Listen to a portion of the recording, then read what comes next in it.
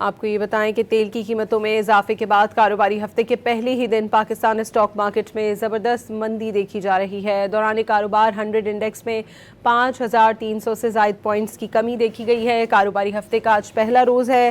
Pakistan stock market में ज़बरदस्त मंदी देखी जा रही है। दौरान कारोबार 100 इंडेक्स में 5,300 से ज़ायद पॉइंट्स की कमी देखी गई है। तेल की कीमतों में इजाफे के बाद से कारोबारी हफ्ते के पहले ही दिन पाकिस्तान स्टॉक मार्केट में ज़बरदस्त मंदी है। दौरान कारोबार 100 इंडेक्स में 5,300 से ज़ायद पॉइंट्स की कमी देखी गई है। आपको ये बताएं कि तेल की कीमतों में इजाफे के बाद कारोबारी हफ्ते के पहले ही दिन पाकिस्तान स्टॉक मार्केट में ज़बरदस्त मंदी देखी जा रही है। दौरान कारोबार 100 इंडेक्स में 5,300 से ज़ायद पॉइंट्स की कमी देखी गई है। कारोबारी हफ्ते का आज पहला रोज़ है।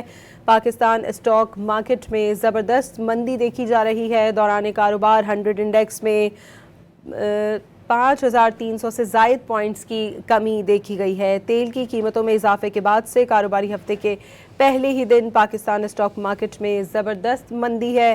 दौरान कारोबार 100 इंडेक्स में 5,300 से ज़ायद पॉइंट्स की कमी देखी गई है।